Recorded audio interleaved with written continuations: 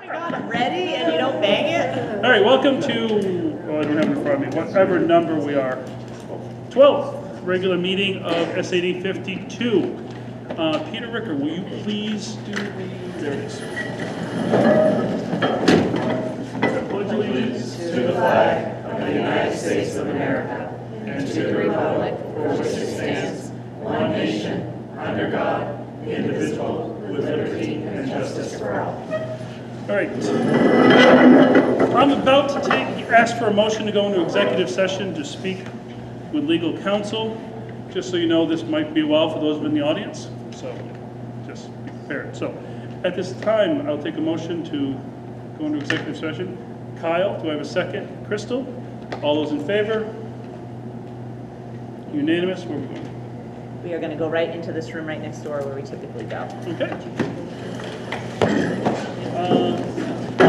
We're now going to act on the minutes of the 11th regular meeting. It's nice, it's refreshing, keeps you awake. Come 11, you'll appreciate it. Come on. Anybody have any suggestions, corrections, errors, omissions on the minutes of the 11th regular meeting? Seeing none, we'll accept them as presented. Report of the board chair. We've been gone too long, so I'm moving on. All right. Public comment. Is there any public wishing to?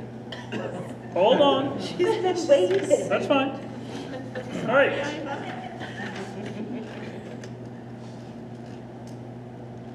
Our board meetings are conducted for the purpose of carrying out the official business of our schools. It is important to note that meetings of the board are open to the public. However, they are not public forums. At each full meeting of the board, time is allocated to provide opportunities for citizens and employees to express opinions and concerns related to the matters under consideration by the board. These comments shall be within the guidelines set forth in Board Policy BEDH, Public Participation at Board Meetings. Copies of this policy are available here and on the district's website. I would like to highlight the following. The chair is responsible for recognizing all speakers. We ask the speakers identify themselves by sharing the name and town of residence. Each speaker will be limited to 3 minutes to express their views. Speakers should direct all comments to the board, specifically the board chair.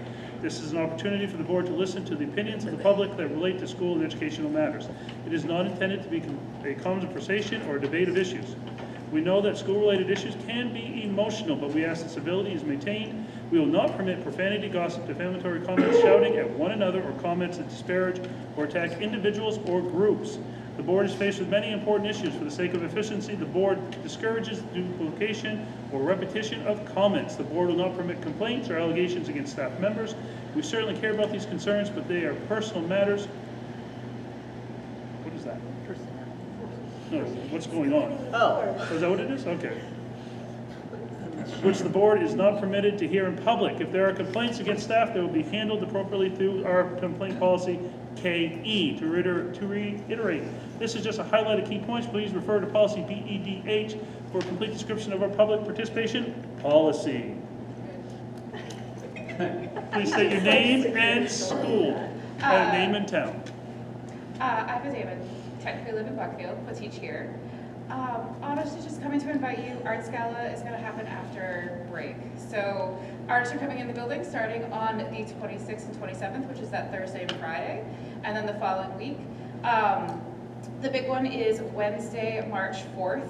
That evening is when we will have all artwork up in the hall. We will have one act performance that evening. It is being bumped back to 6:30 because we have a math meet going on that evening. The blurb I had to pull up. The play that students are doing this year is Appropriate Audience Behavior by Ian McWethy. And the quote is, Carol and Ashley settle in for a serious production of Hamlet, but the real drama is happening in the seats around them. It's a comedy this year. We have a number of students who are really actively participating in getting ready for that competition. And so that evening is their dress rehearsal before they head off to Skowhegan that Friday, which I believe is the 6th. And so we would really love it if you would be able to come. I believe that Modern Band is most likely going to be performing that evening, as well as guitar. We have a bunch of old favorites coming in to work in our classrooms, like Namakeda, who does African drumming, to Steve Corning, who's doing juggling. We've got some yoga, a bunch of different things. The kids are really looking forward to it. I couldn't make your next board meeting, so this was the one I was coming to invite you. Any questions? Can you say the date one more time, Iva? That evening is going to be March 4th. Okay. Officially, At 6:30? the play will be at 6:30, just because we're worried that the math meet is going to go till 5:30, 5:45. And so if you've not been to the math meet, they are making announcements over the intercom every couple minutes. So we're going to wait for that and then do the play. And I apologize if I would have known it was this, we could have arranged it a little bit different, we didn't have to say that. You would've told me it was. You have to say it every time. No, but Yeah, not if it's a school, but not if I it's. know. Actually, I choose to say, I could fight that. I keep thinking I'm going to. Thank you so much. Anyone else have any questions for us? Yeah, okay, we'll work on it. Again, you should. Have a good night, Iva. I know, but I'm just talking about it. I debated if there was going to be public comment. I won't disappear for now. Thought about that for a second. All right, communications. Do I have any communications? You do not. I do not have any communications. How about the superintendent? Yes, so some resignations. Deb Sharask, who's a science teacher at the middle school, hers is effective March 13th. She's actually moving, so that's why it's not till the end of the year, or it's before the end of the year. Sue Merrill, van driver, effective February 10th. Amy Horton, pre-K Ed Tech 2, Turner Primary. She's actually going to be moving in with the Owl's Nest pre-K program that CDS is going to be running at TPS. So she's staying in TPS, just moving across the hall. Angela Wright Bouffard, who is our special ed coordinator here at the high school, is effective at the end of the year. Also here at the high school, longtime employee Pat Ayotte, who's the administrative assistant in the guidance department at the end of the year, is retiring. And we have hired a van driver, Scott Sibley, effective February 2nd. And then 3 subs, one at TPS, one at TPS, and one between the high school and the middle school. Any questions on communications? The only adjustments to the agenda is we're taking 2 items off. Which 2 were they? 3, we're taking 3 job descriptions off. They are gifted and talented teacher, extended school year teacher, food service manager. Martha and I both forgot to share them with the association prior to bringing them here. So it's just, we just missed a step in it. So those are going to be removed. We're also there twice, 8.6 and 8.7. Yeah, Yeah. yeah. But You guys got moved up to You 8.6. got the red strike though. Yeah, we crossed you guys out in the bottom part. So we fixed you. We fixed you. The digital. Yeah. All right, that takes us to committee reports. Ms. Ashley, Finance Committee. We did not meet today. Our next meeting is on the 26th, 7 a.m. at 7 o'clock. Thank you. PTB. Yep, we did meet tonight. We got a transportation update from Jim. Unfortunately, since our last update, we're down 3 drivers, 1 van and 2 bus. 1 bus driver was unexpected. 1 is moving to another area for a pay bump, so that was a little bit. We had a little more explanation on that one. But since Jim has put the listing up on, is it Indeed maybe? Or No, we put it on Facebook and Okay. posted it everywhere. There you go. We posted everywhere. He's had 5 or 6 inquiries already, so that is positive. Carrie had reported out last meeting about the yearly resignation of a bus driver who goes out of town for a month. Ride Source is going to be covering, or we're hopeful we're going to be covering that route for the month of March. And we have been contracting more winter sports runs as interest from drivers has kind of dried up on taking as far as round trip. We spoke about the architect RFQ process. Joe sat on a subcommittee of our subcommittee. Met with 4 firms. All 4 firms that had provided us with information came for the meeting.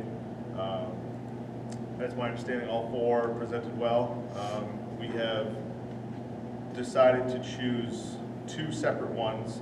CHA is a firm that has a field-specific element that we're going to enlist them for the field assessment. And then Novo Studios did a little bit more due diligence than some of the other ones and was impressive. And they'll be who was selected for the interior project. Right off the gate, they are going to be looking at possible solutions at TES for the population bubble that we're seeing come up. Hopefully, some sort of a solution maybe for the start of school next year, whether it's a temporary classroom or maybe something internal where they can shift stuff around. But that will be the first kind of thing that they undertake. Then we talked with Dave. At TES, there was a water pump. It was not a well pump, right? It was just a water pump I think that's in the true. system that was leaking that they replaced. We spoke at length about outside athletic group use of facilities, more so of gyms in the wintertime. Leeds and Green have inquired about Saturday use for basketball purposes. Right now, they're using it during the week, but they inquired about expanding that a little bit to Saturdays. And we're going to be exploring further communication with the athletic associations specifically to try and talk through some more solutions. There's a pretty strict policy on that, though. Yes, yes. So yeah, like I said, we're exploring some avenues about options. Dave had some district-wide roof inspections. We had chosen G&E as the company that's going to do those inspections. They came out, provided him with a good detailed report. They used the word fair condition across the board for the district. And they're undertaking a 2-year kind of maintenance plan to hopefully extend the life of roofs across the district. The wastewater treatment startup is still progressing. We're currently using both systems kind of concurrently as the other one was brought up.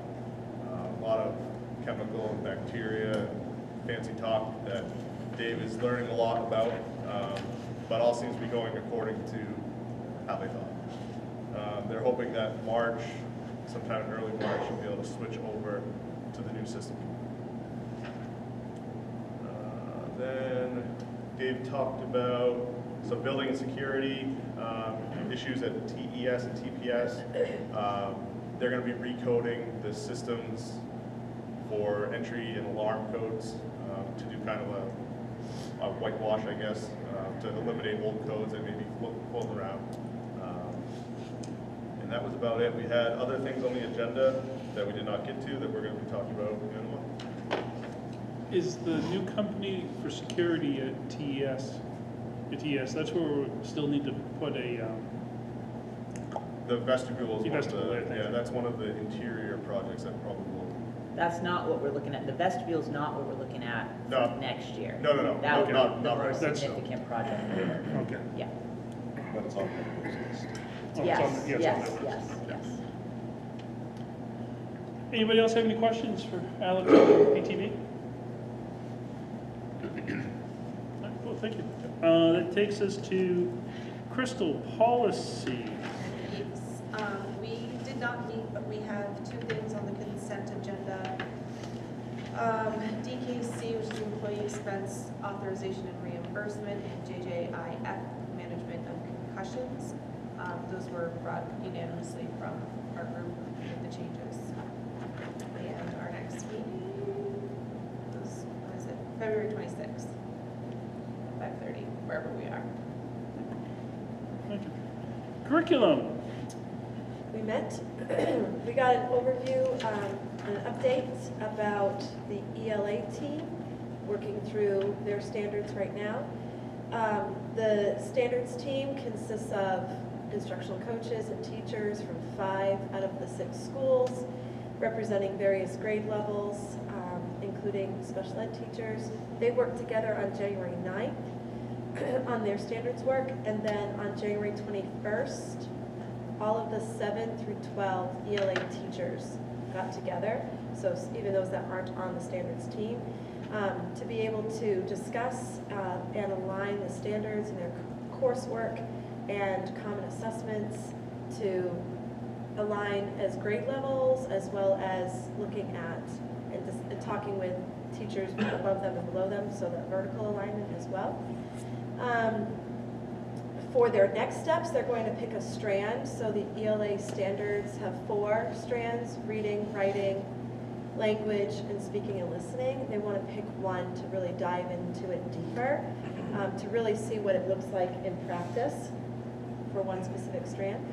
And the K-6 team, because that was the 7 to 12 team, the K-6, they're looking, of course, into the reading curriculum, at the rubrics, to really compare the rubrics that come with the instruction materials for into reading and how that matches and aligns with the main learning results standards.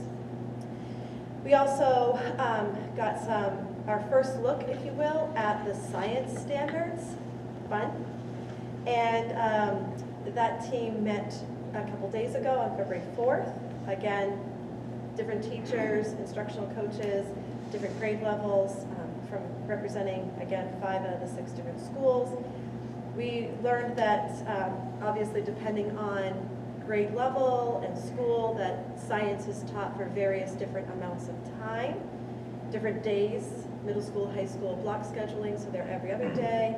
Elementary schools, again, various amounts of time that the students are learning science, which is frustrating. So, and all the teachers know that that's an issue and a problem, so it's top of their list of something they are going to be working to address. So they are going to put out a survey to teachers to get their input about how they are feeling about the instruction of science in their classes at their levels. They really would like to create bands of learning to make a more robust science foundation, especially in the elementary level, to really kind of set that foundation so that when students get to middle and high school, they are all aligned and more prepared to sit in a science class. They will meet again, the science team will meet again in April and go over those survey results. We may hear back from that team a little bit at that time if they're ready. The ELA team may visit our March 12th meeting. That's that. Sounds awesome, thank you. Anybody else have any questions for curriculum? Seeing any? All right. Yes. Any update or chat about how the common assessments and Can you be more specific? so into reading had an assessment that the classrooms were going to be able to do, and the thought was that each grade level would be doing the same assessments at the different schools to compare how each grade was progressing. Is that, how's that? I'm going to guess that would be more directed this way. Do you mean in terms of, I mean, the teachers currently have a pacing guide and we've got agreed upon assessments that are being given at this time. So we're still working some of that out. I guess, is that what you meant? Ashley, I'm sorry, I couldn't hear your full question. Yeah, I'm just wondering if those are being utilized at the Yes. same time, each grade level, same assessments, that Yes, way, if that data can start being, we don't have enough data now. Right. Yes. We started collecting that data last year, so I will say we had a little blip getting the data collection process. We got delayed from the fall with Teresa covering TPS, like that slowed that process down. But they're up and running now, so teachers will be inputting that data, but they've been doing, that's the data reporting part, they've been doing the assessments. So then we have to, they've also decided on the common math assessments, because those are in the data walkthrough, right? Yes. I feel like the unit, yeah, so there's common math ones that are gonna also be in the, where there's gonna be data collection, and those are set up in the new data collection process right now.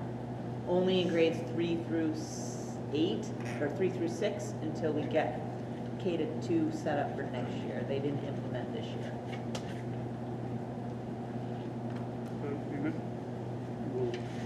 Those will be presentations at some point, all that stuff. Sure. Yeah. I mean, I shared that data with, it's in the, that data is in the strategic plan. So Okay. some of the data we collected last year got reported this year. So we can talk about it again when I get. All right, Crystal, how's your little party going on? Our little party. I was sad we didn't meet this week. Like, Well, you're in just charge. Like us, like just us. Yeah. Our little group. But right now, Gabby and Carrie have been crunching numbers, and we meet next Tuesday, the 10th. That's all I've got until our executive session. Okay. That takes us to students. Gentlemen, what's going on in the middle school? What's going on in the middle school? Don't go backwards. You're like, don't go backwards. You don't want to graduate. It's no fun being an adult. Go backwards. The LRTC field trip for sophomores was today. Okay. They went to LRTC to like sports and programs. JMG's doing a main health field trip, but Cortese wasn't here, so we don't have like the exact dates.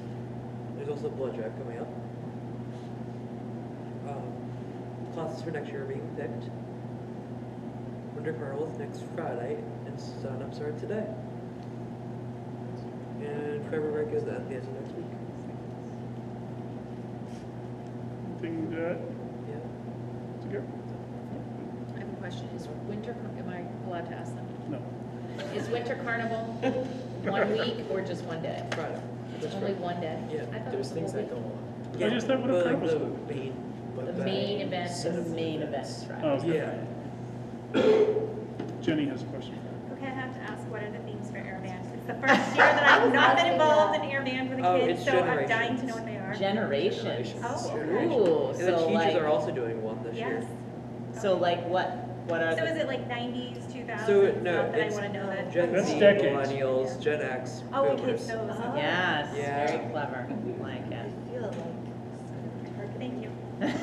There's also gonna be days, so if you have children that go to, they'll be asking for you, like, well, how do I dress? How should I dress? You should tread lightly. You should tread lightly asking those How do I questions, dress young as a men, with millennial? respect is Yeah, those that's questions. true. They know, they know how to dress. Do they want to? I used to watch my daughter one day. All right, anybody questions for? Thank you, gentlemen, and thank you for putting up with us, leaving you for a while. And we're just picking up colleges. That's all. That's a, All right, that takes us to Mr. Parker. Mr. Parker, how are things? Good evening. Any initial questions on my submitted report? Let's see. A couple of additional points I'd love to share. February 13th, Friday the 13th, I just kind of clicked it. We are going to have our Kids Heart Challenge final event, also sometimes known as Jump Rope for Heart. Our PE teacher, Derek Jordan, has had this passion for a long time, and all the fundraising benefits, the American Heart Association, as of, I believe this morning, our students have already raised $4,500. So we are definitely off and running. We're very excited to see the full school participation next Friday. The other point that I really wanted to share with the group is, and I think like Turner, Anxious Generation. We did Anxious Generation as a staff read, professional development last year, and it talks a lot about the impact of technology on the developing brain, the neuroscience around that.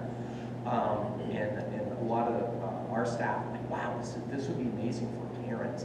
It wasn't, it was a, I wouldn't say an ultra heavy read, but it was more, it had a fair amount of jargon and a lot of analysis. So you're like, wow, wouldn't it be amazing if we could really make this a little more parent friendly?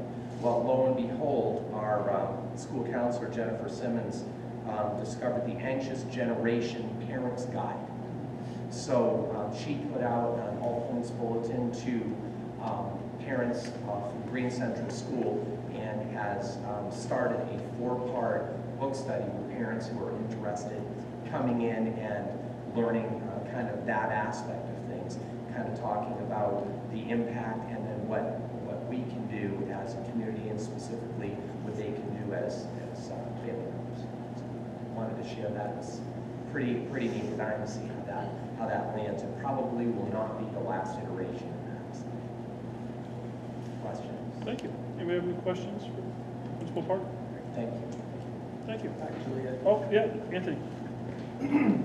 so the anxious generation is deals with students having access to devices, iPads, things like that? It's more about, less access, but more about the impact of, say, social media, those types of things over a, you know, long period of time, or accessing content, things of that nature. All right, so does it delve at all into impact of the use of those devices on learning? Not quite as much. Okay, thank you. Any other questions? Thank you, Anthony. Principal Conway? All right, so, any questions on my submission? No, I just want to point something out on it. So I had on there a little bit of data that we had collected, and it was about our major behaviors using our Swiss data over the course of the last 3 years. And it's based on up until like mid-January, because that's when I kind of did that analysis. And if you look at that chart, it shows in the 23-24 school year, by January 12th, we had 329 major incidents. Last year, we were down, I just looked at, again, just to make sure I was right, but then it was down to like 287. But the big shocker for me, and something I'm really happy about, is this year at that same time, we're at 120 major incidents. So that just shows a lot of the work that we've been doing to try and create some more consistent practices with our students so that they know their expectations. I had a staff member the other day who's new this year was like, oh, the kids are so happy. And I was like, I don't know if I always would have heard that. So that was just felt really good. And then just, again, talking a little bit about what's coming up on Friday the 13th, we have our own winter carnival. It's probably the loudest assembly I've ever been to. Every year, well, this kid's loud, but the kids have a great time. It's a lot of fun. They do like minute to win it. It's similar to a high school winter carnival, but a little bit different too. Not as competitive. Yes. Not a quick question, Meg, while I'm looking at it before I forget. The math consultant, does she also come in and work with instructional coaches or just the teachers? Does she work with the instructional coaches? Is that what you said? Yeah. Yes, so she actually did work with both myself and my instructional coach during part of, like, we took up one of those her time slots. And having her, and actually the math consultant used to be an instructional coach for a district, so she has quite a bit of experience, but, and then we get to kind of use her, double use her. So when we have the math consultant come in, that's PD for the district. But that person also helps to run the math learning program that I think both Louise and I, or not me, but both Louise and Turner are doing. So we not only got her for that day, but on one of our math teaching lab days, she came to, the same consultant came and worked with us on that day too. And the instructional coaches at that event as well. Anthony? Could you talk a little bit more about how you guys use the data from the NWEAs to inform your teaching? Yeah, so it's used constantly. My kids live out of district and they're older, and so they sometimes are like, oh, I don't know how often they use it, but and having worked in older grades or in different districts, it's used so much here comparatively. And we use it on a we use it to build our IXL skill plan. So IXL is one of the programs that we use, and that's kind of part of when there's like their small group or their centers that they're working on. That's usually one section that kids will work on. So those skill plans, that NWEA talks directly with IXL, and so their skill plans are based on what the kids need. So we find out from their report that on their RIT score, they show that they needed a lot of support in geometry or something like that. That's kind of what we focus on. So that's kind of nice. We use it for creating those small groups. So kind of looking at that data and then deciding, okay, yep, this student has been over here, but it looks like they really need to be focusing more on this area, not just on the IXL like digital platform, but with the teacher And then we always use it every year, like we did it again not every year, but every session, the teachers go through and look at the growth. So like, where were these kids? And we look at it probably, sometimes I think teachers are really hard on themselves because we want to see growth every single time, which is awesome and great, right? But sometimes we also look at, okay, what are they doing? I'm just going to pull up geometry again. So let's say that geometry looks lower, but they haven't hit that geometry unit yet. It makes sense that, because it's an achievement test, right? So it makes sense that that might be lower right now because they haven't learned that at this point, but we would expect it to go by this spring. So really digging into it and knowing where it is, like looking at those patterns. And is it instructional, or is it something that is a gap for the student, or is it something that fits into the program? Thank you. Yep. And then my last thing that I was going to add in is the anxious generation. So we are working with our PTC, and that's for Turner Primary and Turner Elementary, to do a book study with our parents too. And I don't think we spoke to each other, so it's just that happened. And there's a student book now too. They changed the name, but it's like for kids to read. And it really is more about how technology can cause like stress and how kids sometimes will focus on whatever's on there. And just kind of like the age where, and just thinking about like the impact of social media and where it is appropriate, where their like minds, developing minds are as far as it goes with social media and how it may impact them. Thank you. Anyone else have any other questions? Mr. Good? Thank you. Principal Shaw, do you have a festival or something going on this next week? We do. We have Oh, Winter okay. Carnival going on next week. It's kind of between that and course signups, that's the chatter around the building. I think Winter Carnival might have taken it today because the signups opened up, so that was kind of the thing. But as William pointed out, we have course registrations for next year have started. Mrs. Poulin met with 9th, 10th, and 11th graders on Tuesday, talked through the process with them, provided them with their registration sheets. So they've been running around trying to get signatures on that for the last couple of days. And we met with 8th grade parents. We had 8th grade parent night on Tuesday night. We talked through the process with them as well, and I believe that Mrs. Bernier provided them with their course registration sheets on Wednesday. So we're getting ready to rotate things through here. So that's been busy. Also, the other thing I wanted to point out tonight is we're in the midst of wrapping up our winter sports season, and I'm going to run down through some things, and I'm going to miss some stuff, and I'm going to apologize to whoever I miss, but it's been busy, and it's going to continue to be busy. Basketball wrapped up their season, their regular season tonight. Boys were home versus Coney, and I'm here. I was there till the last 6 seconds, and he was on the foul line shooting foul shots. We lost by 2, I think, in the end. So it was a tight one. Girls were up at Coney. The girls were playing Madomic here on Tuesday. At the same time, we were doing 8th grade parent night, and at the same time, we had a power outage. It was super exciting because the lights in the gym were still on, but the scoreboard wasn't working. So it was a mad dash to try to figure that out, and then we didn't get it figured out, but we got a solution to it, and they played, and they were running through the second half, and then all of the lights went off with 4 minutes left of the game. So Mondaga Valley came back yesterday to play the last 4 minutes, and we still ended up winning by 23. So that was a good trip.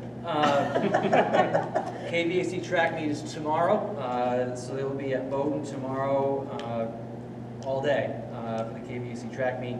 State meet will be during vacation week.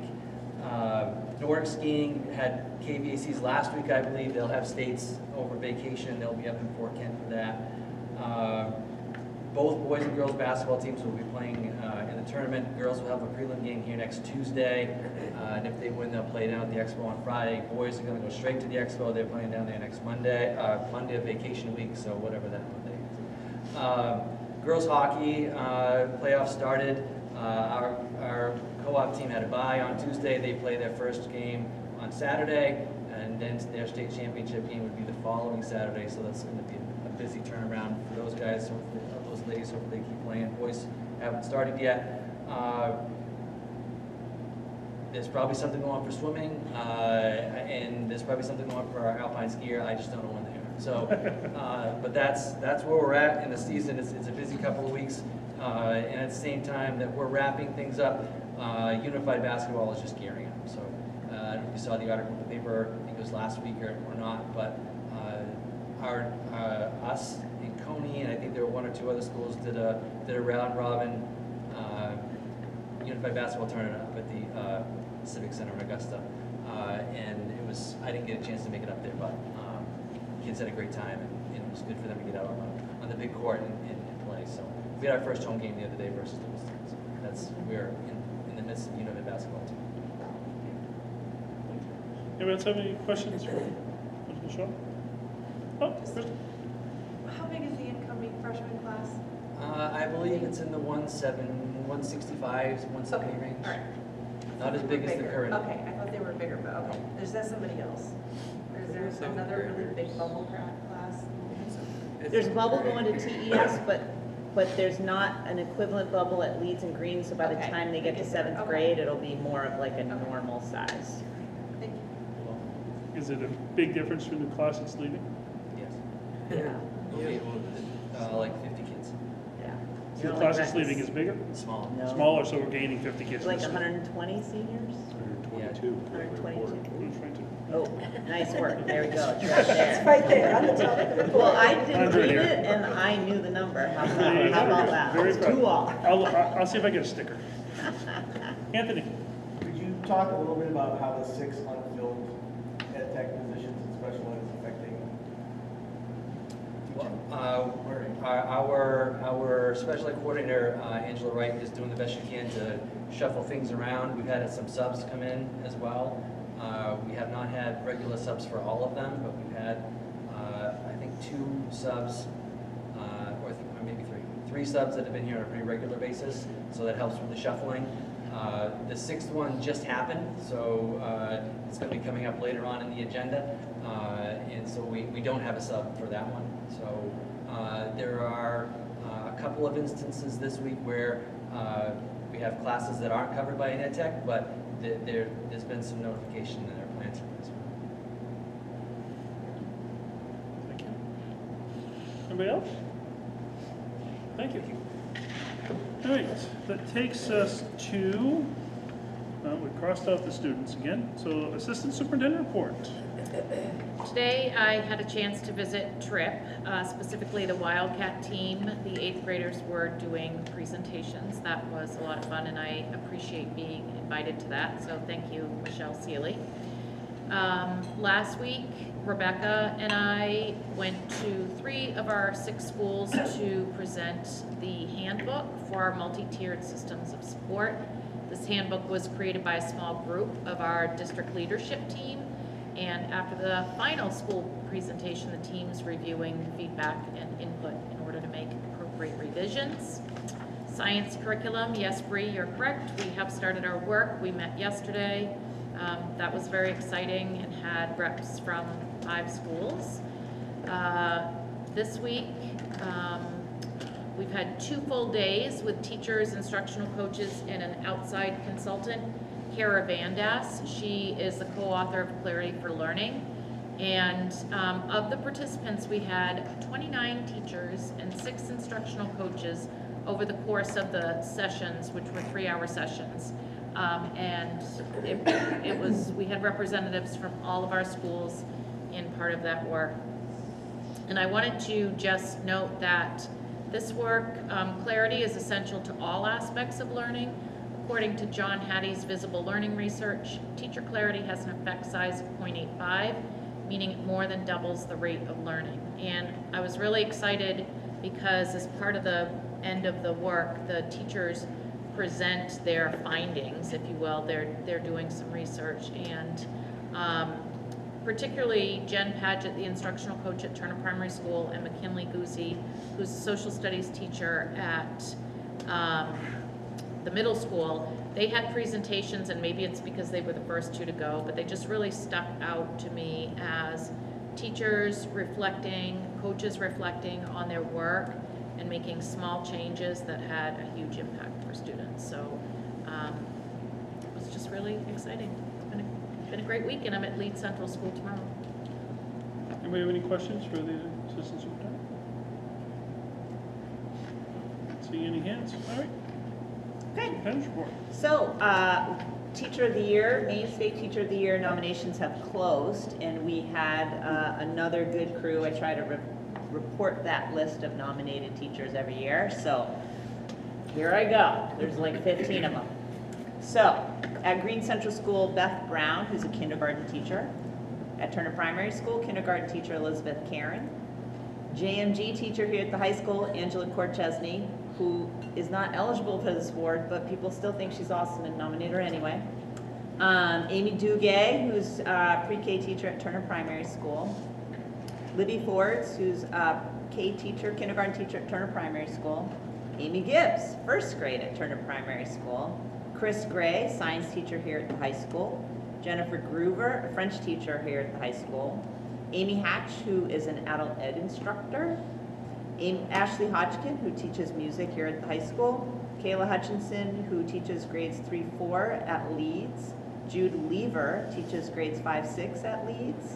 Arenda Laborde teaches kindergarten at Turner, so like all the kindergarten teachers at Turner. I'm just realizing like all of them. Sarah Mishu, who teaches pre-K. It was a big year for kindergarten and pre-K. Teaches pre-K at Green. Ryan Mishu, who's a social studies teacher at the middle school. And Linnell Morin Towers, who I think is nominated every single year, who's a second grade teacher at Turner Primary School.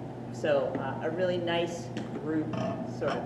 Also, Paige Hussey, grade 4 at Green Central. Oh, I skipped right over her. That's Paige okay. Hussey, thank you. And Allison Lucci, special ed teacher. I'll have to go back, look, I don't remember getting that email. Thank you very much. Special ed teacher at Turner Turner Elementary, thank you. Okay. Gabby and I are almost done with budget meetings. We're on track to have an initial budget proposal on February 26th. As you know, the workshop day was canceled last Monday because we had a little bit of snow. So principals are working on revised plans with Teresa and Rebecca for March 20th. That was supposed to be the third workshop day for our ed tech, so that third day will be moved to March 20th. Teachers work 182 days, so that workshop day will have to be made up in June. Everyone's favorite workshop day after the kids are done, last day of school. It will be great. It will be awesome. There won't be kids here, but the teachers will be here. Right now, what's that? Yes. The last day of school right now for students is June 11th, a Thursday. So that means teachers will be back here on Friday the 12th to complete their work. Consent agenda. We do need to pull 1, 2, 3, and 4 for the job descriptions. Inadvertently, I added 4 because the speech pathologist is actually in the teacher contract as well. So yes, I forgot to share them with the association prior to. So my error. Martha and I will sort that out. You have on here a nomination for a one-to-one nurse at Leeds Central School. This is the 6th ed tech that is no longer going to be at the high school. We're very excited. She is starting pending certification, so starting on long-term sub-pay, but very excited to have her join. And the policies you've already set. That's it. Anybody have any questions for the superintendent? Yes. Teresa. So you're pulling gifted and talented teacher, extended school year lead teacher, food service manager, and speech and language pathologist? Yes. Okay. I just want to make sure I had that correct. Thank you. Yes. Anybody else? Now, did I miss something earlier? If you don't mind, I said I'm going to forget something, and I did forget. Go for it. Our competition cheering team, I was able to get down to Sanford and see them in regionals on Saturday. They came in 5th, so they went to states this Saturday, so they'll be up in Augusta this Saturday morning competing at the states. So I knew I was going to forget about that. Awesome. All right. Anything else? And the nurse nomination is Shannon Gray. I apologize, I didn't have this right in front of me. That was for last week. All right, so that takes us to consent agenda. Does anybody wish to have anything of the consent agenda pulled out? Seeing no action, I'll now read the consent agenda and then we'll look for a motion. Consent agenda items to be acted upon collectively unless a board member asks that a specific item be acted upon individually. 9.1, approve of superintendent's recommended revised job descriptions. 9.1.5, food service director, corrected. 9.2, instruction. Forgot to explain why that was corrected. Did I email that to you guys, why we were giving a corrected one? I apologize. You want me to say it now? You approved a job description revision last meeting. When we came back in the office, we had 2 revisions going at the same time, and so what got incorrectly put in there was one that wasn't completed. So this is the actual one, so it's replacing the one you approved last week. Just an error in terms of internal work. Sorry. Well, 9.2, instructional nominations be acted upon collectively after nominations have been read by superintendent. 9.2.1, leads central school special education nurse pending certification. 9.3, consideration of policy committee recommended first reading and acceptance of revised policy DKC, employee expense authorization and reimbursement. 9.4, consideration of policy committee recommended first reading and acceptance of revised policy JJIF, management of concussions. Do we have a motion? Bree, do we have a second? Anthony? All those in favor? All those opposed? 100% unanimous. Okay, that takes us to old business, which to my knowledge we have none. That takes us to new business. Presentation by superintendent on ED 279, the magic number. It's easier for me if I can point at the TV. So The good news is I don't see tissues on our tables. This is the number we all wait for. I feel like there should be like fanfare or something. Da-da-da. Hold on. Ah! Move my. Worked really hard. Slaving away, cooking at midnight. Okay, so you all have a copy. This is going to be too small, so I put this into your folder. So I'll just remind you all that our state subsidy comes through this massive program with a gazillion calculations. I asked a simple question of one of the state folks last week and got a 2-page answer with a billion calculations in it. I'm like, okay. So the ED 279 is the report that provides the data that that calculation spits out. And as a reminder, the information that we send the state is how they determine what our subsidy is going to be. How many kids do we have? What's the population of those students? How many of them have an IEP? How many of them are socially disadvantaged or economically disadvantaged? Are they ELL students? So all those characteristics, because it impacts that. How much experience do our teachers have? How many of them have a master's degree? All of that data feeds into this formula, and it's how they determine that. So just a couple things. Most of the time, green is good. So we have 11 and a half more students than last year. I will tell you that that number is negative all around us. So like, this is great. Even though it's 11 and a half, it's an average of the 2 years, so you don't get credit for all the kids that you got extra. They average 2, so it kind of smooths the bumps. And just a reminder that essential program and services is the law that determines subsidy, and that law says how many teachers you should have for this many students. How many nurses should you have for this many students? So that is what is essential, is the number they give here. This is what we have. So they determine based on the number of students we have, blah, blah, blah. We should have 121.96 teachers. We have 136.8 teachers. Another one that's usually pretty easy, like health, right? We have 6 schools. We have a nurse in every school. The Central Program and Services says we should have 2.5 nurses. So these are things that districts all across the state make decisions on, like, these are things that are priority for us that do not align with what the state has determined as essential. This whole process is being examined right now. The legislature sort of like commissioned a study of essential program and services to see what, if any, changes should be made to it. Yeah? Does FTE include open positions or actual current?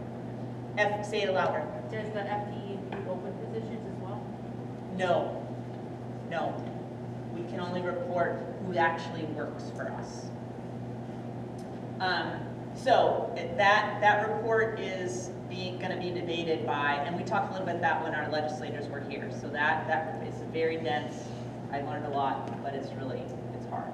So there's a lot of information here. I'm going to just highlight a couple things. If you have more questions about any of it, I can get that for you. So let me just get through this part, and then, so in the end, what's good is an increase in per pupil what we will get. So at the elementary level, it's $8,241 for just the calculation of the rate per pupil, which is up $279 from last year. And at the high school, it's $8,758, up $297 from last year.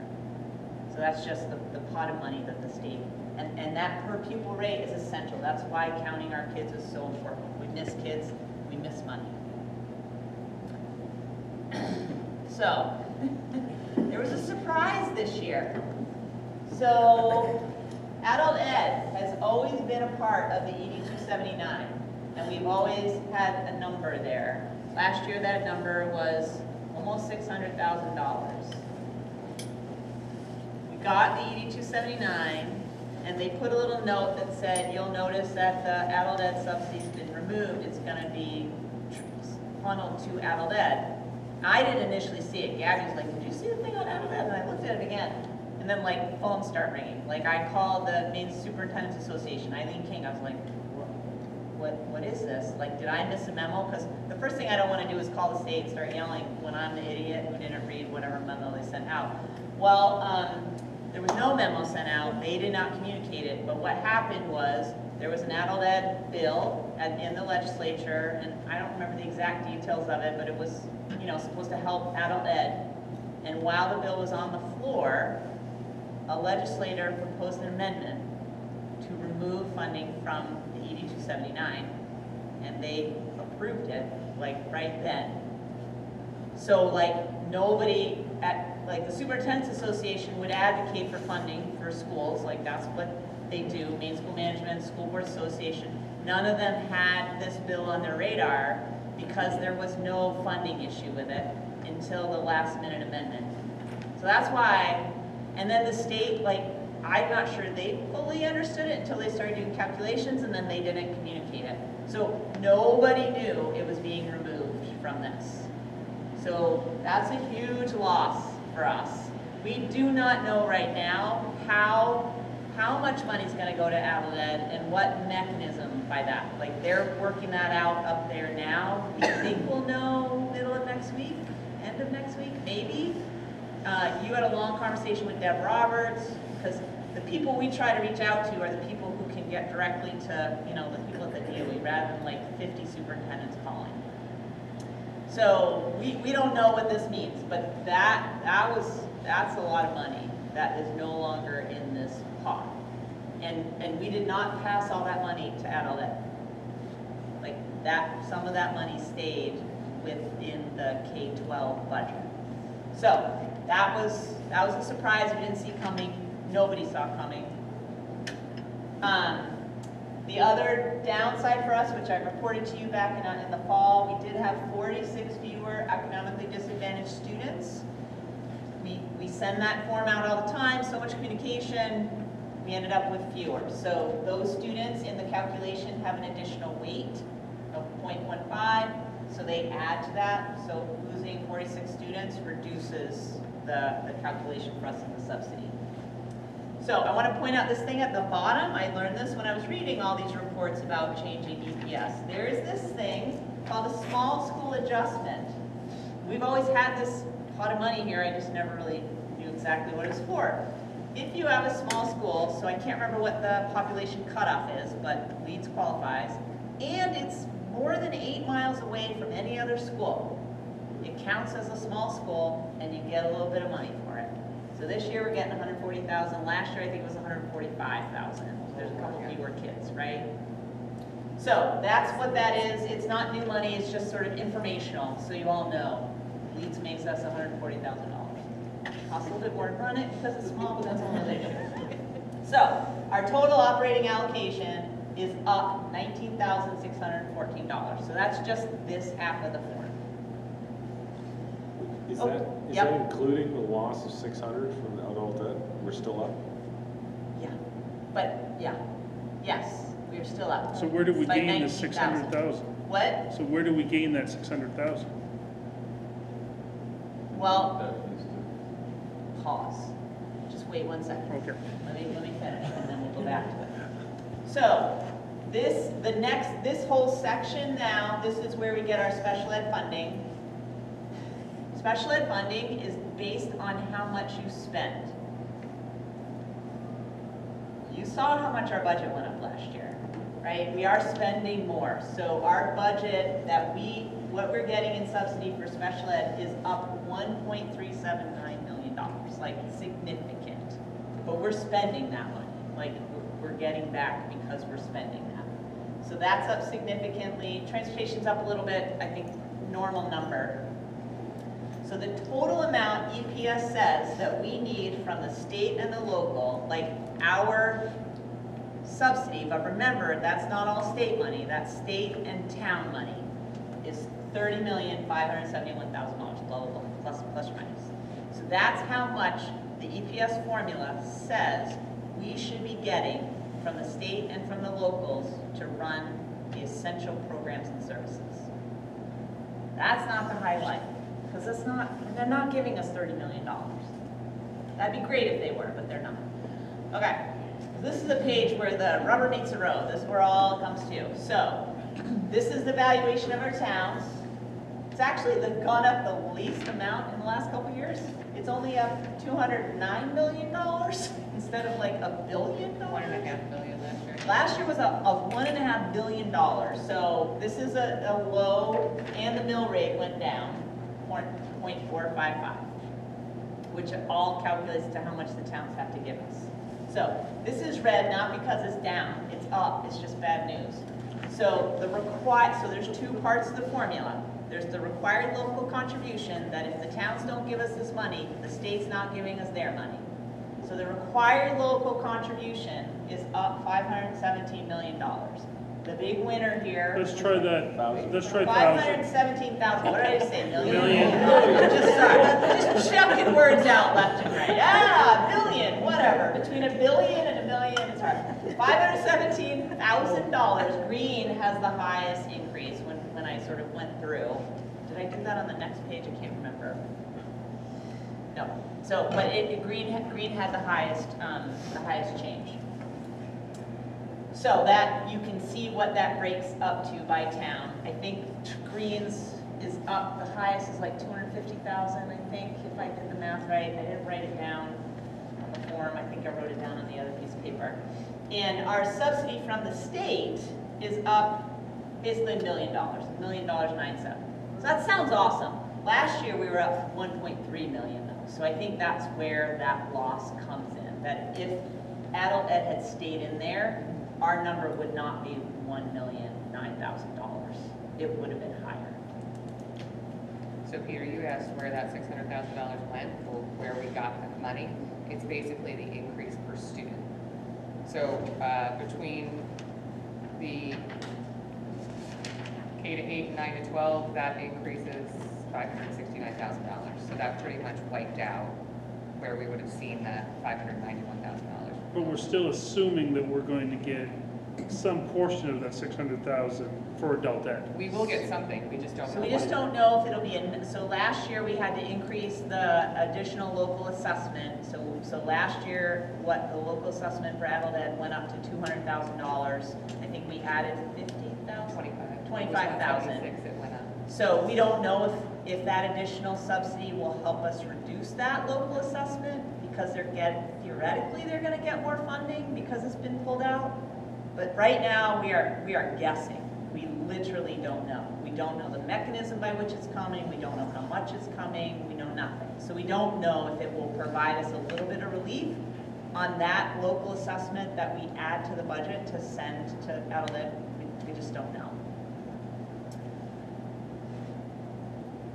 So, when you look at all the other districts around us, an additional $1 million is like, I mean, we should be the richest community in the universe because Lisbon lost $300,000. Like other increases were $200,000. So our $1 million. Last year, if you recall, our increase last year was $1.3 million, and that was one of the most difficult budgets we've done in a long time. So it should be better. I'm not sure yet. We've got a preliminary budget that we're not like. I think it's still going to be challenging, even though we're in this place. So it's not as going to be. It may not be as. I don't know. So it seems like it should be good news. I'm not sure it's going to be enough to sort of make it less painful. I don't know yet.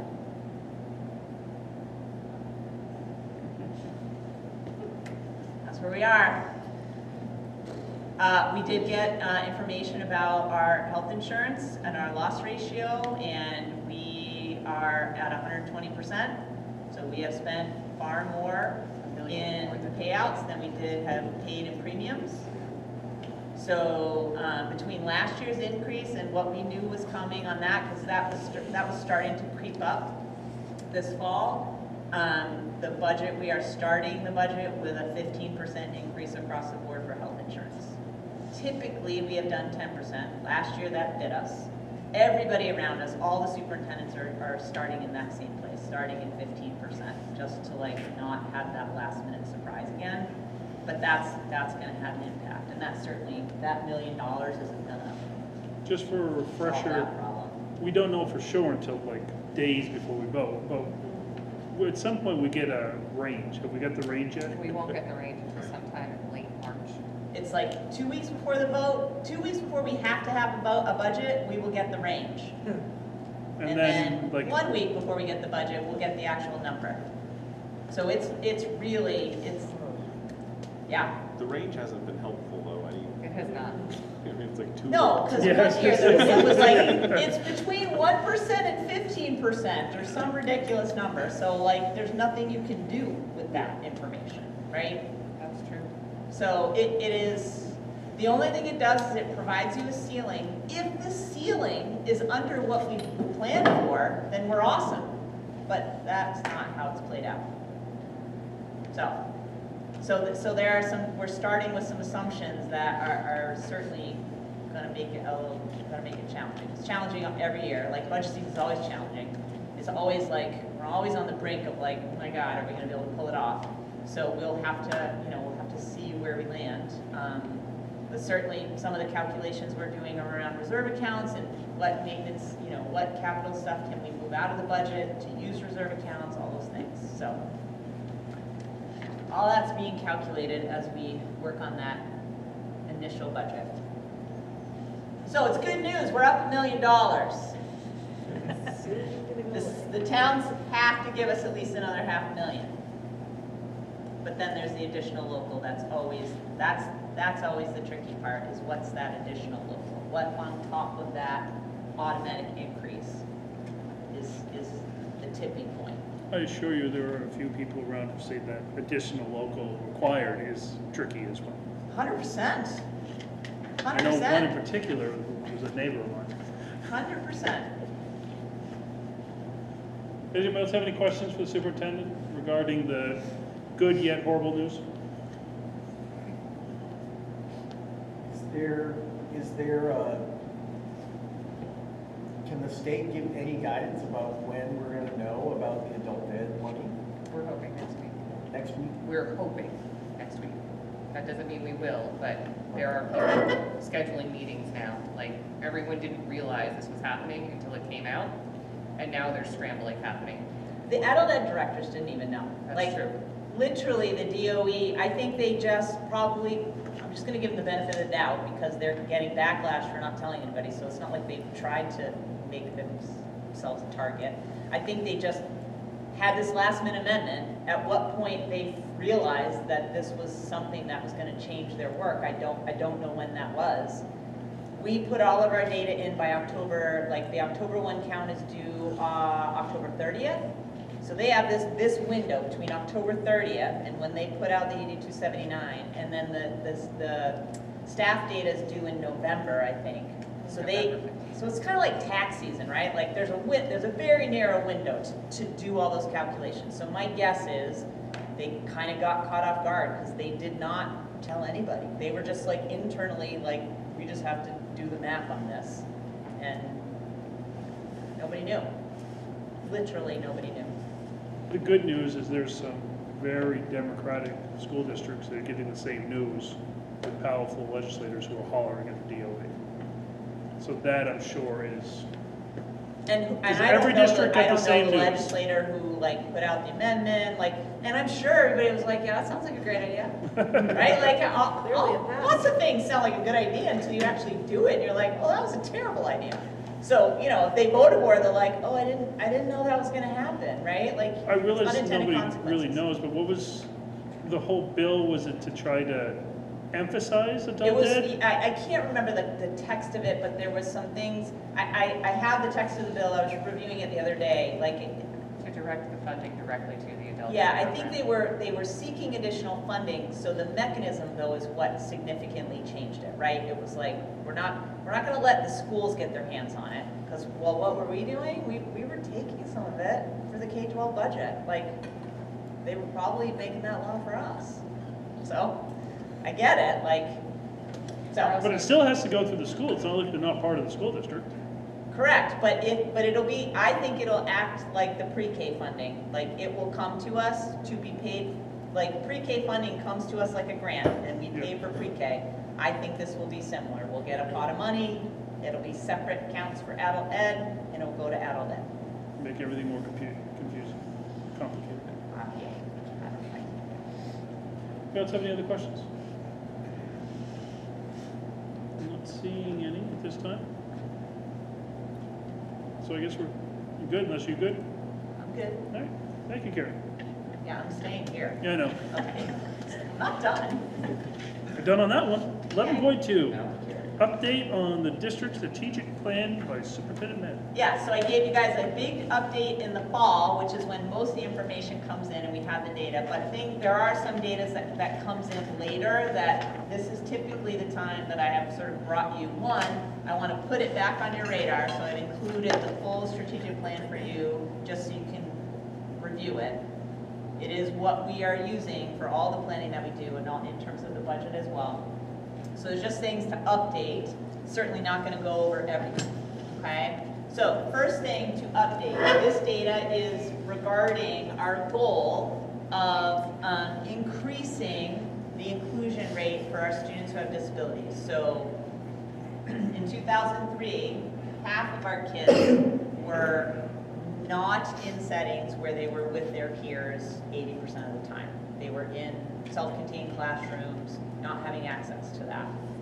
So we really ramped up our efforts in this year. So this is as of October 1. So this really looks at changes we made last year.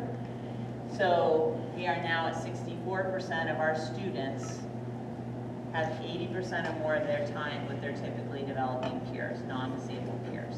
So we're making great progress. That's good news. Yep.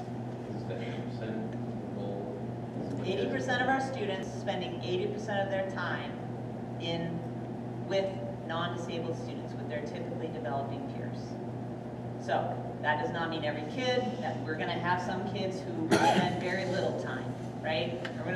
Some kids will never spend a day in a special education classroom because the range is that broad. So every kid, it's kid by kid by kid, making those decisions. But it's starting with the presumption that they should be spending as much time as possible because that's what's best for them. But then you have to decide, okay, is that setting best for them? Is that, is that their best scenario? So it's kid by kid by kid. Alex? Just my experience, this applies to my daughter. Okay. And as skeptical and nervous as we were, it has been unbelievable for her. She came from a classroom that had 3 teachers and 3 kids. Had never been in a classroom with, I think it's 13, 12 or 12 including her. Is she pre-K or K? Okay. Yep, so about 13. And it's been incredible. So that's my experience. But, Great. yep, so she's doing very well. That's exciting. Okay, well, let's just stop right now. I can't remember where the 80% came from. That is research-based, like those numbers are nationally sort of like determinative. Okay. Yeah, yeah. And this has come through a lot of consultation work that we've done with the UMF professors, like all, the grant, like state stuff, all that. All right, the next thing, so climate survey. So I think I told you guys, and it's in, we've added a data team. It has quickly become, between that and all the pre-K teachers in one room, those are my 2 favorite meetings of all time. So data team is Amanda Gray, who's an assistant principal at the middle school. Megan Fenton is the instructional coach at the middle school. Jamie Genter is a math teacher at the high school. Jason Breton is our database manager. Amy Musso is the instructional coach at TES. They're the 5 steady. So the 6 of us have gotten in a room 3 times now. Because all of this data that I give you lives on spreadsheets, stuff where the principals and I have sort of been cobbling it together with help. So with people who have much more skill than I, we are sort of starting to tackle these spreadsheets to clean them up, get them all with formulas, like have it be like real data versus me and the principals trying to do the best we can.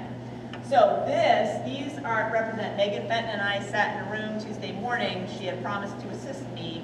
We went to the climate data that we get from our annual PBIS survey. All staff, all families, all students take it. This began the spring before I started, when there was a lot of concern in the district around behavior, around bullying, things like that. So I think, Teresa, you probably took the lead on getting that survey out. So we're using that as our starting point, because that's when the first survey was given. And so we continue that because it is important for us to know the perception that people have. So this comes from 15 questions, and it's broken down. But what we want is just sort of like that general trend of just taking it all together. So in cleaning this up, I feel really good about these numbers now. I think there were similar numbers before, but I wasn't necessarily, it was a little magic math on my part. This is not magic math, this is real math. So one thing that is so exciting about this is that this is the overall for families, that we've just seen this general trend of essentially parent satisfaction, this sense their kids feel safe at school. They feel like teachers are taking care of their students. Their teachers care about their child's learning, things like that they feel connected to the school. So I can share with you the questions if you're curious, but that's sort of the trend that we're seeing in terms of family response when we do this. We do this every year in November, December during student-led conference time. That's when we try to get the most participation. The next one is the staff one, and again, this was a huge piece when I got here as well, that we were bleeding teachers and having a hard time keeping them here, having a hard time recruiting. So again, we see really good trend in terms of teacher satisfaction. And so questions in this survey have to do with, do they feel connected to their colleagues? Do they feel like student issues are taken care of? Do they feel like, that they're an important part of the school?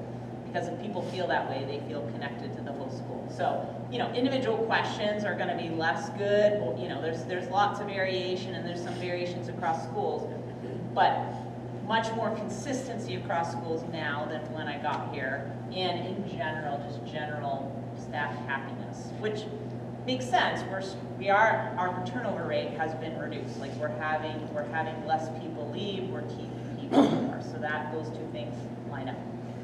The student data, it's a tiny bit of a trend, but kids are tough audience, so we've got ourselves, this was the bottom, 295, back in that spring of 2022, when things were a little bit on fire. We have climbed out of that, and we're pretty consistently now. It's a 4-point scale, so the kids are answering 1, 2, 3, 4. 4 is good.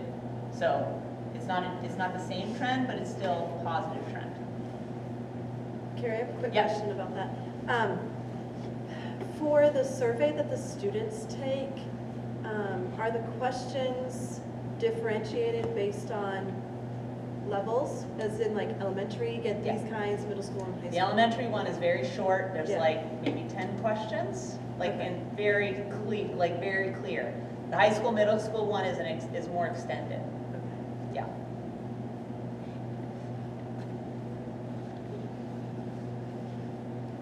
Next one that got updated. So I gave you our chronic absenteeism rate in the fall, but we didn't have the state data. So now the state has calculated a statewide average.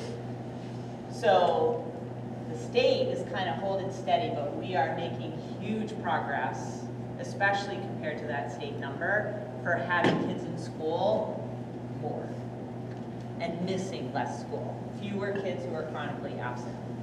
So this was great. Like in my mind, we keep dropping. The state's kind of leveled off, so I feel really good that the things that we're doing at the school level to make sure that kids are in school as much as possible are paying off.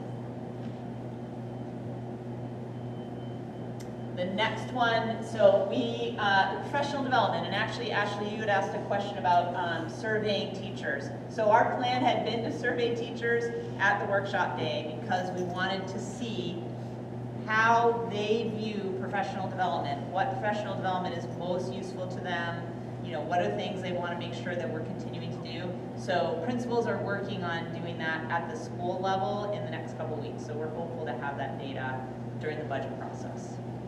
Yep. Are some of the questions then tailored towards instructional coaches? But that was kind of more what I was. Yes, what we wanted to do was not just so we made a list of all the possible professional development that teachers can access. One in particular is about instructional coaches, so it would be, because we have some teachers, like if they're specialists, like phys ed teachers always go to Mayford, which is specific for health and PE teachers.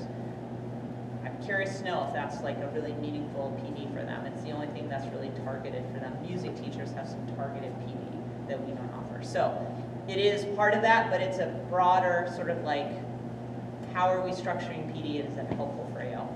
But instructional coaches are a piece of that. Yeah, and I think we even asked a couple of detailed questions if they had done a coaching cycle. Yeah, so our goal is to have that same information. Okay, post-secondary enrollment. So this is from the graduating class of 2025. Where are they going? So the state provides this data to us.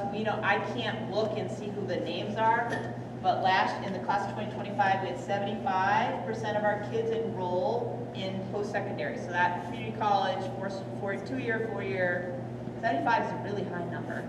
The state average is 60%. One little note about this, community college, so we, superintendents met with the community college folks at our last meeting, and the free community college, the greatest impact that has been enrolling more boys in college. Like, boys have benefited dramatically from that program. Whether it continues, like that's a political conversation, but for me, knowing that the gap between boys and girls going on to post-secondary high school post-secondary has been very dramatic, with boys not enrolling. And granted, there's lots of choices that kids can make, but to know that has dramatically changed sort of the enrollment of boys, I thought was significant information that I wanted to pass on to you. Because that's a hard nut to crack at the high school level, like how do you raise boy aspirations, or just make sure that they are really genuinely looking at their options and really taking advantage of them. Because even if they end up in the trades, they can do that through the community college system and perhaps get faster to where they want to go if they can do that training in those 2 years. So this is great. This is a good sign for our kiddos and our community. Our one goal around communication was implementing our software. Bright Arrow's up and running. People, hopefully if you're a parent, you've got the app, you're getting text messages, all that good stuff. This around safety, our two big goals were reunification drill and the reunification plans to families. That all happened. High school was the last one to go. We did that in the fall. We went to CM, did a walkthrough.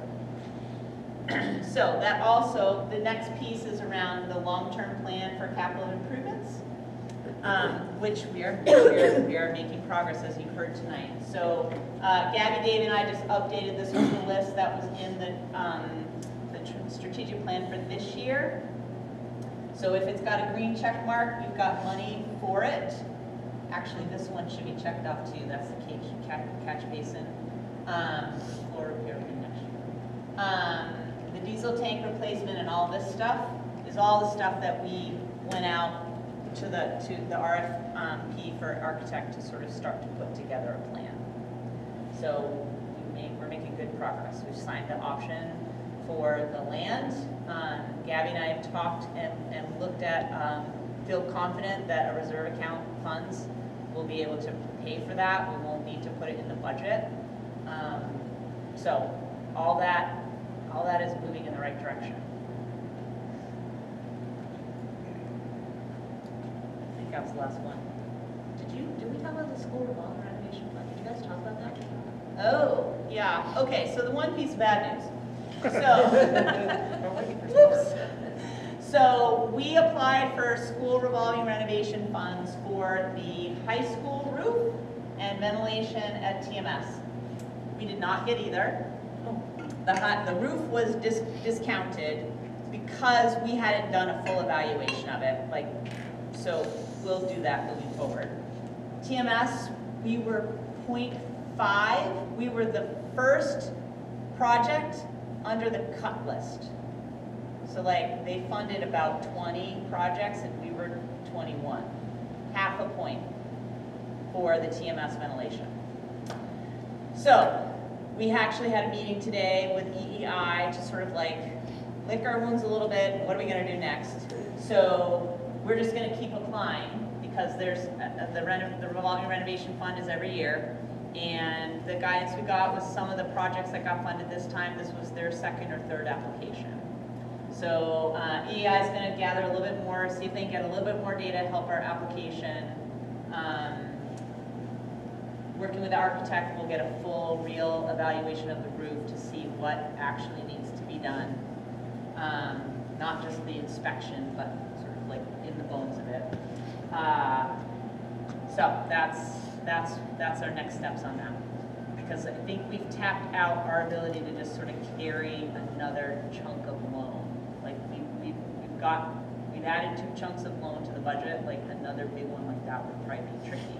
The revolving renovation funds, just as a reminder, we get funding based on the split between local funds and state subsidy in the ED 279. So in the ED 279, Gabby will yell at me if I say 70%, so it's 69.8%. 69.8% of funding. 69.16%. Yep, comes from the state, and 30. You gonna say that number? No. Oh my God, you're such a jerk. The difference. The other half of that, the 30%, is local. 30.84. Yep. So when we get the revolving renovation funds, the state pays 70%, we pay 30%. I'm rounding the numbers. So that significantly helps us. So we're really just going to keep trying, because to do that on our own after having done the projects we've done is just probably not possible. And then our percent is at 0%. What's that? Our percent is 0% financing as well. And it's 0% finance. So we finance the 30% of the bill with 0% finance. So it's a very good deal. The only other option is to look at, if we get to the place where we've got a bunch of projects that we think we want to put out to bond, then we would scoop it in there. And we will know by next spring if the revolving renovation fund picks up that project and whether or not we need to think about what we do with it if we don't get it again. So that's it. Those are the updates. Do you have any questions in regards to the strategic plan updates? Anthony? Is there a limit to how many revolving renovation fund projects does not appear to be. RSU 16 got 4. But it's We for should be- different we should schools be within the district, isn't Putting it? a lot more. Yeah, into 4 it, different if that's the schools. case. Right. So we could put in 6, 1 for each We school. could, yeah, we If could put we in have a school. qualifying application. Yeah, so like the renovations at TES to improve security, those are not things that the revolving renovation fund is picking up because they don't have the money for it. They have the money, like if kids can't breathe and there's no heat and there's no water and you're leaking, like those are things that it's funding, but it's not funding renovations that we need to do that might prevent a school district from needing a new school at some point. That's all being debated at the legislature too, about whether or not to correct that.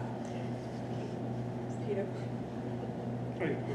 Just going on with that too, if we were to be awarded, is there any stipulation saying you have to take a year off, we can't put in for, we can always like keep applying the next year for more stuff? Because it's just the project, it's not, I mean, the first year we applied, I remember at 15, Greater Gloucester got like 3 projects. This year, it was RSU 16, that was the big winner. So it's just the merit of each project. Anything else? No, not seeing any. Thank you very much, Karen. All right. Takes us to a new page, I believe, right? Yep. 11.3. This is basically some guidance for me. So I am looking, I'm going to make a motion to consider and approve allowing individual board members to continue to submit information relevant to board business to the entire board through email in accordance with policy DEA. MSAD 54, MSAD 52, Board of Directors use of electronic mail. Anybody wish to second that motion? Did we get a second? Joe. This comes from basically, we have a general policy and a general practice that we've been doing forever. There's been a little discussion, and I felt it was not my place as chair to kind of define what actually should happen. So I'm just looking, as I give scoldings and guidance on email about communications, I need to have something behind me, or the future chair needs to have something behind them on how it should proceed. I'm basing it on conversations we've had with lawyers in the past, primarily around 2 things. One, board members can't really communicate, or shouldn't communicate amongst each other around issues outside of a board meeting. That becomes working as a board outside of a public forum. And the other thing is that board members can, of course, give out information or ask questions, but that information, they can send information out, they can ask questions, but those questions need to be addressed in a public forum. This all goes back to meetings we've had years and years ago at this point. It was around Tammy, this is what I remember a lot about Davis. That being said, that's what I'm looking to have us do. If you have information that you have dug up, researched, or looked for, feel free to send it out. Where we have to be careful is our personal opinions on that information, whether it be, I feel that this information I'm sending out means this, this, and this, and this. Understand that that's pushing the line a little bit of having discussion outside of a public forum. And I think we just have to be very careful in the climate we're in, which is the issue. You know, previous to my previous time on the board, it was the Wild West, I guess you could look at it. But now there's a different climate. Carl? Question, I guess, would be the discrepancy, between public forum and then we have anything we do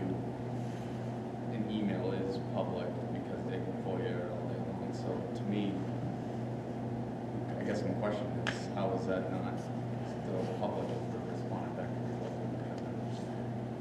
That's where it comes to me, sorry. That's where it comes to me a little bit of, this is a little bit of courtesy and practice.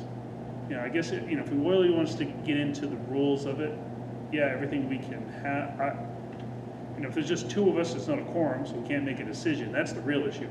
At no point can five of us have a discussion. That's where it really comes into play.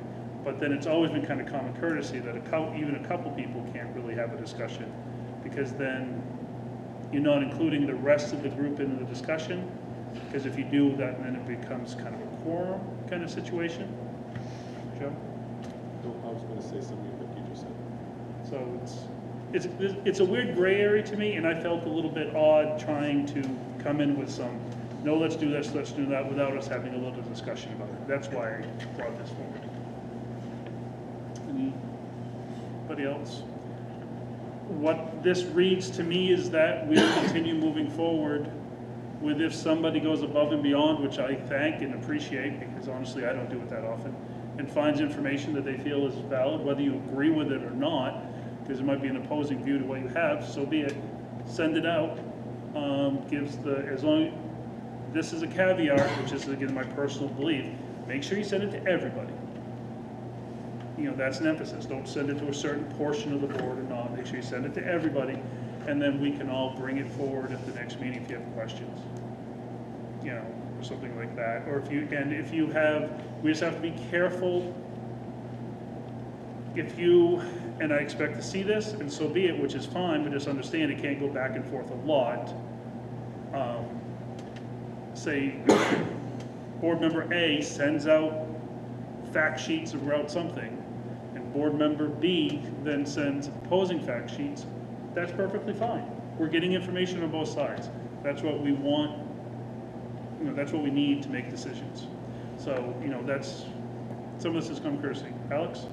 I'm just reading the policy, and I'll read it. Just the A section is, the school board shall not use email as a substitute for deliberations at board meetings or for other communications or business properly defined at board meetings.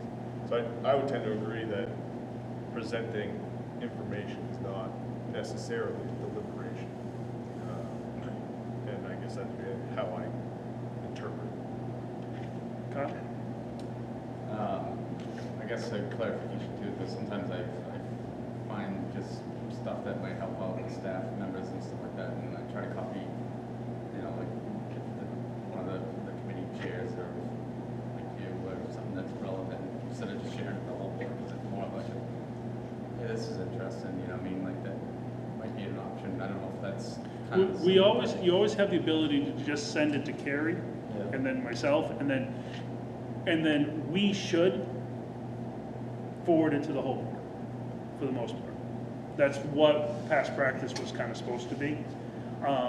But this kind of takes that, you don't necessarily have to worry about it because you'll be sending it to the whole board anyways. So I know that you have sent to Gabby like a company you've heard of that like GPS or whatever. I guess that in my mind it's just sort of like, I'm just passing this on to you. I heard about this GPS thing in case it's helpful for the board or for the district. To me, that's a little bit different than what we're talking about here. If people ask me a question, it's always been my practice to get the information, then, hey, this person wanted this information, now everybody's got the information. So I kind of see it as that's the difference, right? Yeah, well, if you have like, this company could help out, especially when you're looking at some of your subcommittee stuff, PTB and especially, because sometimes there are connections that we have experience with the central office doesn't. That's a little bit different than an actual policy or something going on in front of the board at the time. And you can always ask questions and send it, but you just can't. But if you ask a question, you should ask a question directly to Carrie, and via myself as well, just whoever the chair is. I probably wouldn't know the answer just as the chair. That always falls in that position. You just can't ask a question to the board. If that makes sense. Because it invites a response, which is then You can't the respond. deliberation, right? You can't. You're not supposed to respond, especially if it's to the whole group, Because if it's to the whole group, then it starts looking like a court. Joe? I was going to say, I'm very supportive of this. I think it is very frustrating when we get into the middle of a discussion about something and this pile of information just shows up, and it's impossible for us to process that in real time and have meaningful conversations. So, I mean, I think it's what we've been doing, and I think it's a great thing to continue, because I think it helps us. Again, the line being, like you said, Peter, inviting questions or putting out too much of a personal opinion that invites questions or response, that's not helpful. But just like putting out information that's factual, that you might be relevant to the conversation, I think should be encouraged. Yeah. So that's just with the general cut. Sorry, I just, No, absolutely. like employees, like say we have a person that, Employees, you gotta be very careful about, in general. Like realistically, and this was beaten into me years ago, technically, as school board members, we really, unless it's kind of a prearranged agreement, should not be, especially in a school board member fashion, emailing or directly communicating with other board employees, with other school district employees. In regard, it should always go through Carrie. Because then that starts getting into the micromanagement type level. And there is some gray area there, like if PTB definitely communicates with Gabby some, curriculum definitely communicates with Teresa some, but we have to be very careful how we communicate. If even if it's the greatest idea you have and you think Eben should know about it, well, it should be Eben and Carrie, or potentially Carrie first, then then on to Eben. Am I interpreting that Yes, right? Yeah. yes. So that's something that, even if it's the greatest thing, and especially if you have a concern, that's a whole different ballgame. And I think we all understand that. yeah, so like a concerned parent or whatever, that emails the one individual board, and then they typically just forward it. It should go to People do Carrie. a good job. Like, people will say, like, I got this call from this parent. People either call me or forward the email. And, you tell the parent what the process is, but then people do a good job of giving me a heads up, which is helpful, because then I can do some research and hopefully prevent a problem. Anthony? So what are the criteria for determining whether something is just information or if somebody's actually trying to persuade the entirety of the board without the public being able to watch that conversation? And I get the idea that these are followable documents, and so that in theory they're public, but they're not in the public eye. You gotta go digging for them, you might even have to pay for them. So anyway, I'd kind of like to get to what are these criteria, so that we can apply them ourselves to what we're talking about. Because I've been on the receiving end of saying, hey, I wanna share this information, and then being told, oh no, you can't share that. Other people get to share information, but I don't. And I think it's because it was a subjective and arbitrary reaction to somebody who just didn't want that information going out. Me personally, moving forward, it would basically be, regardless of what the information, as long as it's, I don't really see, if there's going to be some gray area there, and I'm going to be blunt, we're just going to be adults about it. We're going to, understand that no matter what you say, no matter what you send, of course there's going to be a bias behind it. That's a given, no matter what. We're human beings. So I completely expect that if I send out information about any particular issue, and if I add a paragraph behind it, I'm just hopefully that I'm going to use my common sense to understand I'm not going to try to make a big argument with it. There's not much I can do or the board can do if you do that. But the most important part is you can send out the information, you just cannot expect to start a discussion with it. That's the important part. You can send, and I'm not sure, and moving forward is all I can say. If somebody has information, I don't care really the source, it is going to go to the rest of the board members. So, if you have future information, then please forward it. You know, that's for us to determine. We can digest it as board members and determine if we want to accept it or not. That's what we do with all information that comes to us. But the key to this is, I guess it boils down to, you can send it out, just don't expect a discussion about it until at a later time. That's the big key. So if you have information, please, no matter what it is, send it out, especially if it's in relation to something that we're currently discussing. And then just, you know, and if you add a paragraph or two, that's understandable, it's not the end of the world, of course. Just remember that you can't don't expect responses back and forth, that's the big key. Right. So that's how I would look at it. Yeah, please, yes. Thank you. Yep. So, I mean, that all sounds Yeah. fine. What you do in a situation where someone, there's business before the board, Mhm. they're just sending information, except they're not, because it really is spun, right? And so it is clearly meant to persuade. They're told, hey, don't do that. The damage is out there for people. So no, please. No, I'm letting you finish, I'm thinking. The folks on the other side of the issue cannot rebut that. That's a floating argument out there that could potentially be virally propagating in people's minds for a couple of weeks before we have another meeting. There has to be some kind of a way to redress that. And as I said, and how I look at it is, yes, we can, if they send out that information and then an opposing view is completely provided to send out information as well. You just got to be careful not to make it,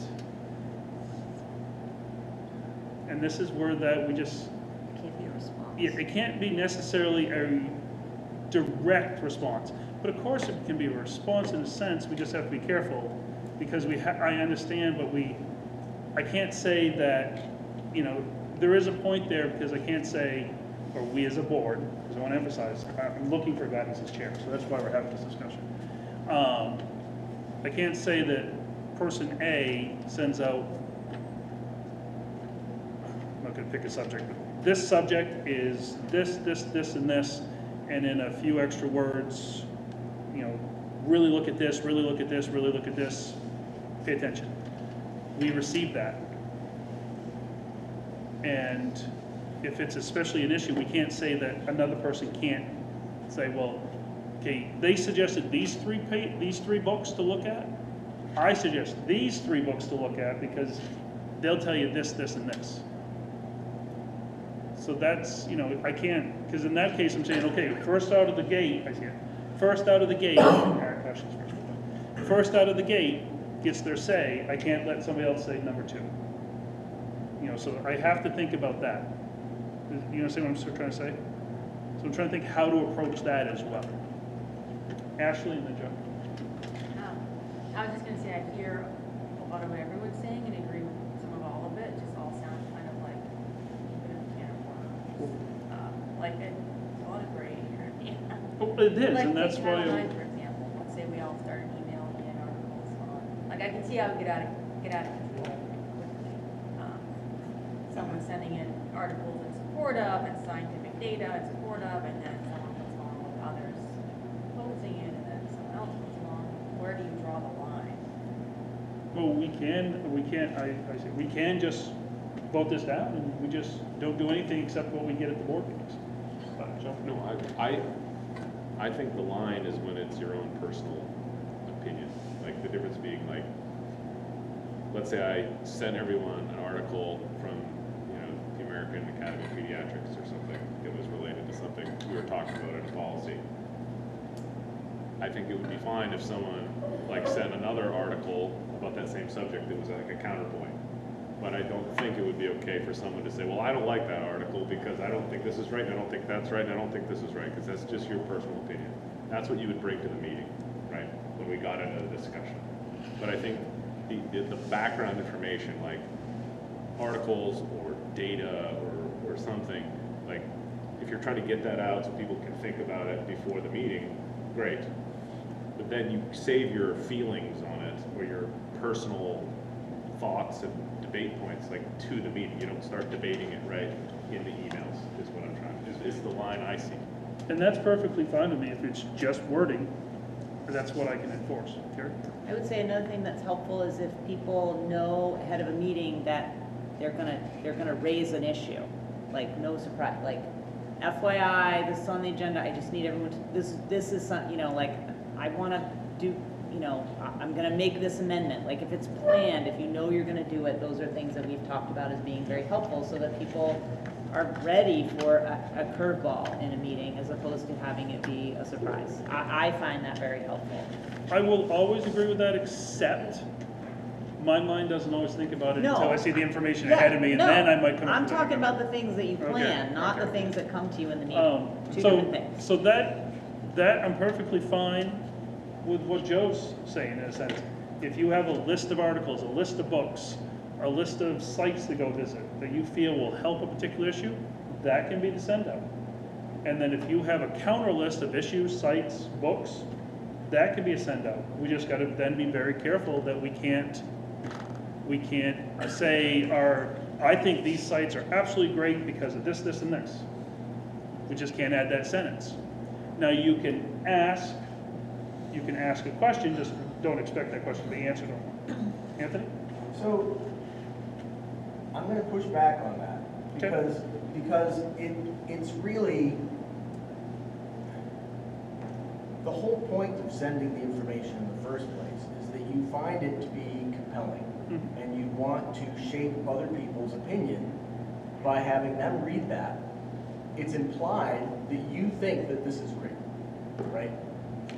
You're not necessarily saying it out loud, but it's absolutely the implication.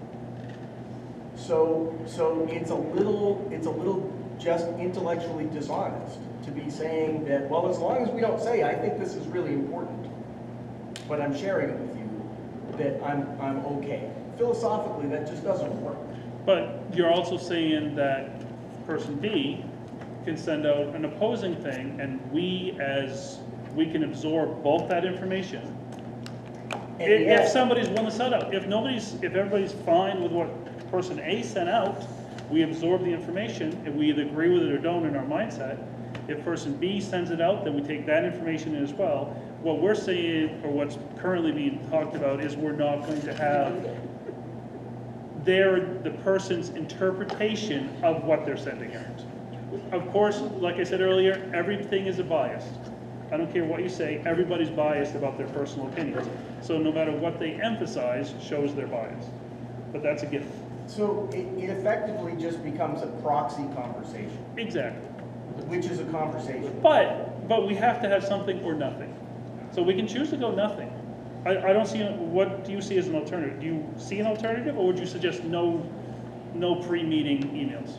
I just want to be really clear. Yeah. That, you know, if people are sending information and I send information, you know, they might be saying, oh, I'm not really sharing my opinion.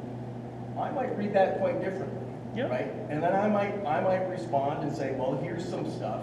And they might be thinking, well, Anthony's going over the line here, Well, right? and if they are, and that's their... I really don't want the conflict, right? I don't need the conflict. What I want, is there something Hey, funny hey, there, move Joe? on, no, move on. Let's move on. Okay. I really don't like being scoffed at while I'm having a conversation, a serious conversation that our board chair has brought. No, and It seems to be a frequent problem with a particular member of the board. So if we're getting back to this idea of this proxy war Yeah. of ideas,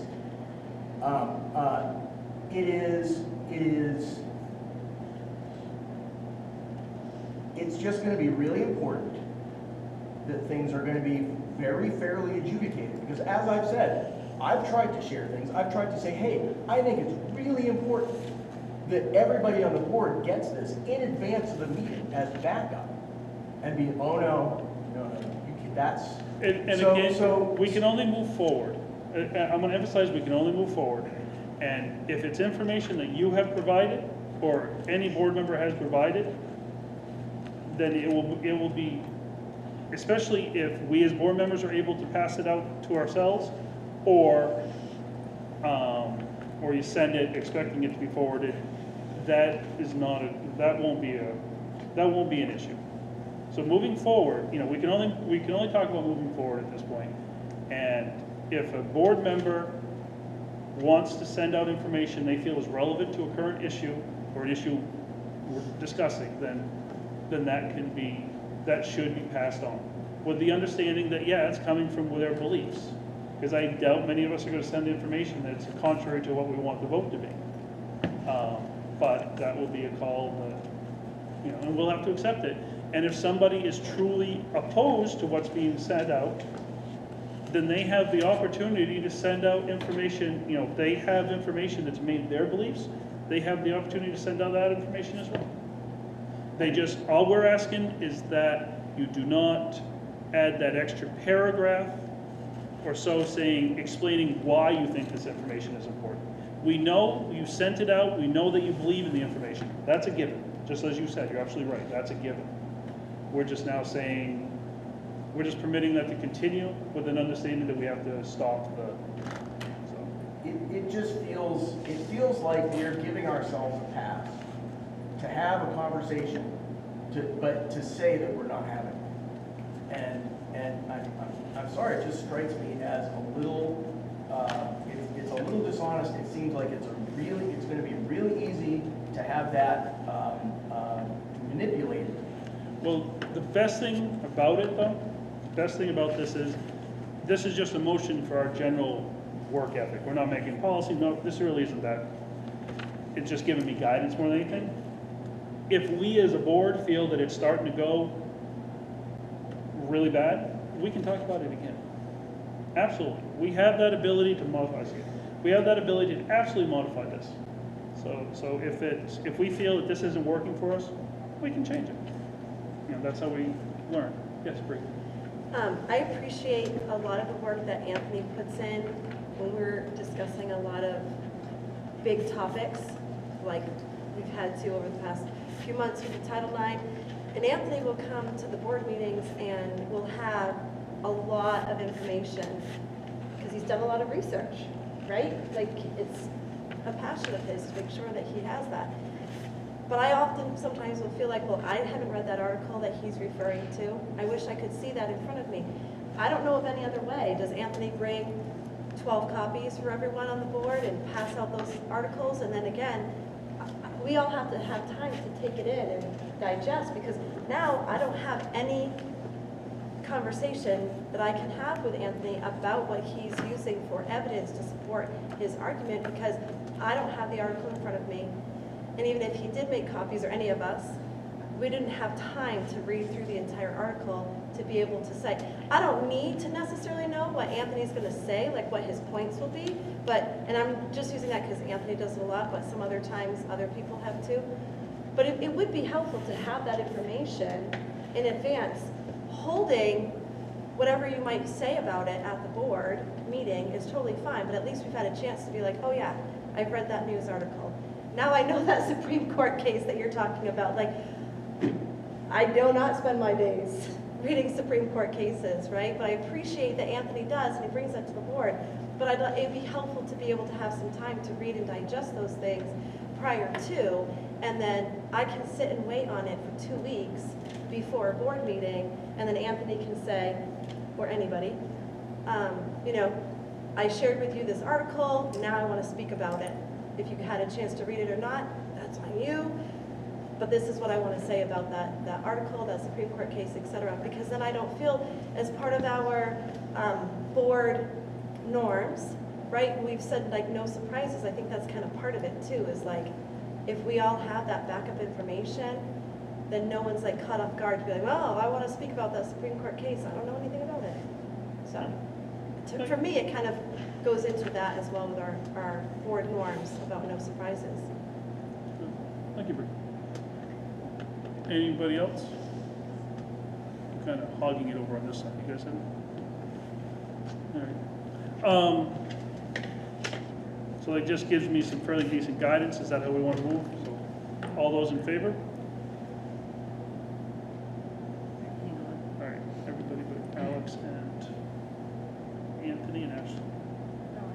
Oh, actually, 4. So everybody but Alex.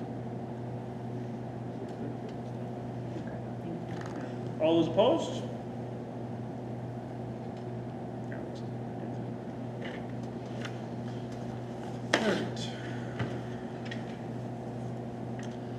All right. I think that brings us to an end of our regular session for our huge crowd. I want to thank the audience for attending today.